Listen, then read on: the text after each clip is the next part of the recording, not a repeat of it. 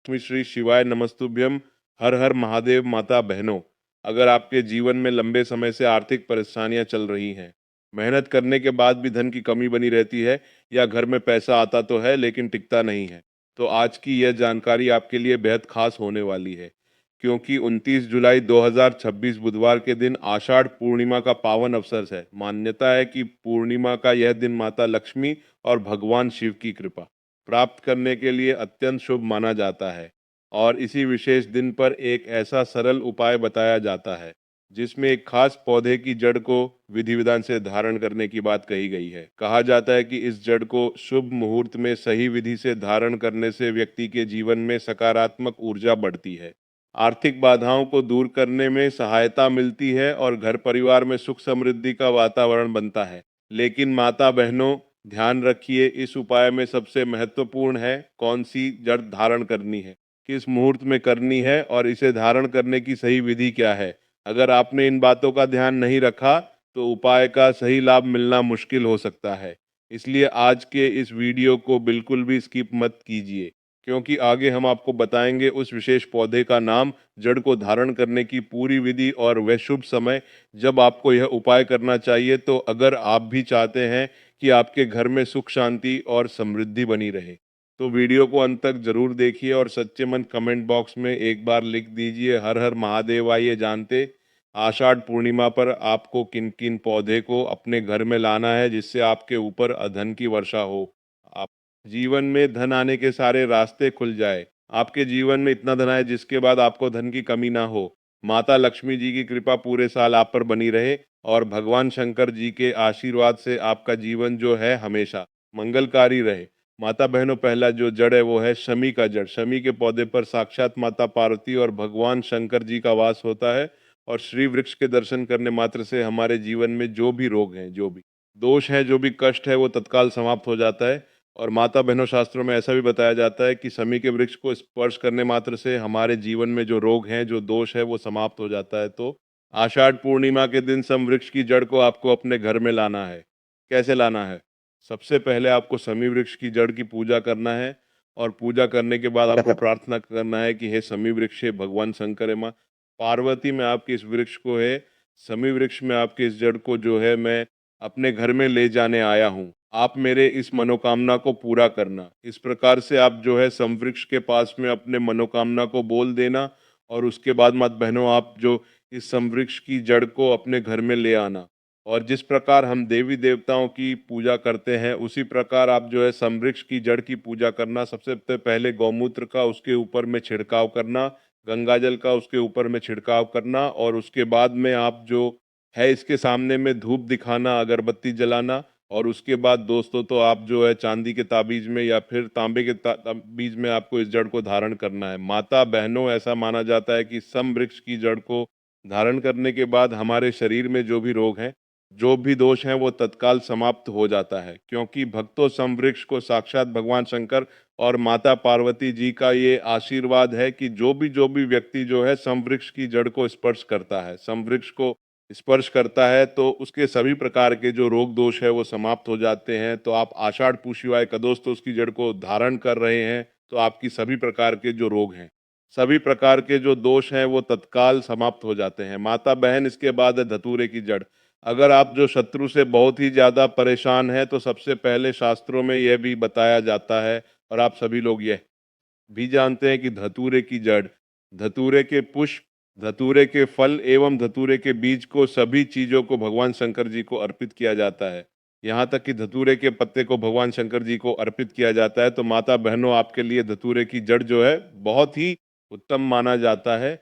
लेकिन काले धतूरा हो तो बहुत ही उत्तम माना जाता है। तो दोस्तों, अगर आप शत्रु से बहुत ही ज्यादा परेशान हैं, आपके शत्रु जो है आपको हमेशा परेशान करके रखे हैं, आप जो है शत्रु के परेशान के चक्कर में अपने घर से बाहर नहीं निकल पाते हैं, आप बहुत ही ज़्यादा परेशान हो चुके हैं, क्या करें, कैसे करें, आपको कुछ भी समझ में नहीं आता है, तो आषाढ़ पूर्णिमा के दिन आप जो है धतूरे वृक्ष की जड़ को ला करके इनकी पूजा पाठ करें। और उसके बाद आप जो है दोस्तों इसे धारण करें। ऐसे करने के बाद आपके शत्रु का नाश हो जाएगा, क्योंकि काले धतूरे के जड़ में भगवान शंकर जी के काल भैरव का जो स्वरूप होता है वो वास करता है। इसलिए दोस्तों आप जो है आषाढ़ पूर्णिमा के दिन काले काले धत्र की जड़ को ला करके धारण कर लीजिए, आपके शत्रु का नाश हो जाएगा। आपके शत्रु का सर्व माता बहनों, इसके बाद है चंपा की जड़। चंपा के वृक्ष में साक्षात माता लक्ष्मी जी और भगवान विष्णु जी का वास होता है। और ऐसा भी माना जाता है जो भी व्यक्ति चंपा वृक्ष की धारण करता है तो उसे धन की प्राप्ति होती है, लक्ष्मी की प्राप्ति होती है, क्योंकि चंपा वृक्ष आप पर साक्षात जो आप है माता लक्ष्मी जी और भगवान श्री हरि विष्णु जी का वास होता है। और अगर आप जो है महाशिवरात्रि के दिन चंपा वृक्ष की जड़ को ला करके धारण करते हैं तो आपको साक्षात माता लक्ष्मी जी का वो आशीर्वाद मिलता है। इसके बाद आपकी गरीबी, आपके निर्धनता समाप्त हो जाएगा। माता बहनों, जिस प्रकार मैंने आप सभी को बताया, जिस प्रकार हम देवी देवताओं की पूजा पाठ करते हैं उसी प्रकार इनकी जड़ों की पूजा पाठ करना है। और उसके बाद आप जो है इसे अपने गले में धारण कर लीजिए। लेकिन आपके लिए अगर मैं बताऊं तो चांदी का ताबीज बहुत ही उत्तम माना जाता है, क्योंकि चांदी के ताबीज में इसका रिजल्ट जो है तत्काल होता है। और आप इसे आप चाहते हैं मात बहनों चांदी के ताबीज में भी इसे धारण कर सकते हैं, और आप चाहते तो इसे तांबे के ताबीज में भी धारण कर सकते हैं। आपके सामर्थ्य के अनुसार दोस्तों आप जो भी ताबीज ले उस ताबीज में आप जो इस जड़ को धारण कर सकते हैं। बस माता बहनों 29 जुलाई 2026 आषाढ़ पूर्णिमा के दिन सोना चांदी नहीं कुड़े की ये एक चीज घर ले आना, भगवान भोलेनाथ जी साथ आएंगे। दोस्तों साल 2026 में आषाढ़ पूर्णिमा का पर्व 29 जुलाई को मनाया जाएगा। साथ ही साथ अगर आप पूर्णिमा पर यह एक चीज अपने घर पूर्णिमा वाले दिन लाते हैं तो ऐसा समझ लीजिए कि भगवान शिव जी आपसे इतना प्रसन्न होते हैं कि वो खुद आपके घर पर आते हैं और कभी आपके घर को छोड़कर नहीं जाते हैं। विशेषकर आज की वीडियो में जो दो की चीज हम आपको बताने वाले हैं, ये चीज अगर आप पूर्णिमा पर लाते हैं तो फिर कभी आपके घर में धन की कमी नहीं होती है। आषाढ़ पूर्णिमा का दिन बहुत ही शुभ होता है और इस दिन इन चीजों को खरीदने से हमेशा धन में वृद्धि होती है। धन जो है ये बढ़ता चला जाता है, क्योंकि दोस्तों धर्मशास्त्र के अनुसार प्रकृति का ये नियम है कि जो आषाढ़ पूर्णिमा है वो गंगाजल की हर एक एक बूंद की तरह जो है पवित्र मानी गई है, शुभकारी मानी गई है। हमारे हिंदू पर्व में जो पूर्णिमा का बहुत ही महत्व है, और यह पर्व आषाढ़ मास के कृष्ण पक्ष की पूर्णिमा तिथि को जो है मनाया जाता है। दोस्तों अगर आप वाकई में भगवान शिव को अपने घर पर बुलाना चाहते हैं, उनकी कृपा प्राप्त करना चाहते हैं, तो आषाढ़ पूर्णिमा के दिन ये एक चीज जो है अवश्य अपने घर में लेकर के आए, जिसके साथ भोले बाबा खींचे चले आएंगे। ये चीज भगवान भोलेनाथ को आकर्षित करता है। जहाँ भगवान भोलेनाथ को कुछ चीज प्रिय है तो वहीं माता बहनों को कुछ चीज जो है अप्रिय भी है। कुछ ऐसी चीज है जिनका भगवान भोलेनाथ की पूजा में अगर इस्तेमाल ना किया जाए तो भगवान भोलेनाथ का पूजन जो है अधूरा रह जाता है। वही कुछ चीज ऐसी भी होती है जो अगर अनजाने में आप भगवान भोलेनाथ को अर्पित कर देंगे तो उससे भगवान भोलेनाथ जो है आपसे रुष्ट हो जाएंगे। इसीलिए भगवान भोलेनाथ की पूजा करते समय कुछ बातों का विशेष ध्यान रखना चाहिए। दोस्तों आज की इस वीडियो में हम आपको बताएंगे कि आषाढ़ पूर्णिमा के पावन पर्व पर क्या करें और क्या ना, कौन सी ऐसी वस्तुएं हैं जो भगवान भोलेनाथ को अति प्रिय है और कौन सी ऐसी वस्तुएं हैं जो भगवान भोलेनाथ को बिल्कुल भी प्रिय नहीं है, और कौन सी वस्तु है जो भगवान भोलेनाथ को भूल से भी अर्पित नहीं करना चाहिए। भक्तों आषाढ़ पूर्णिमा की आप सभी दर्शकों को हार्दिक शुभकामनाएं। तो चलिए सबसे पहले जान पूर्णिमा के पावन पर्व पर कर क्या करना चाहिए जिससे भगवान भोलेनाथ और माता पार्वती के जो है आशीर्वाद प्राप्त हो।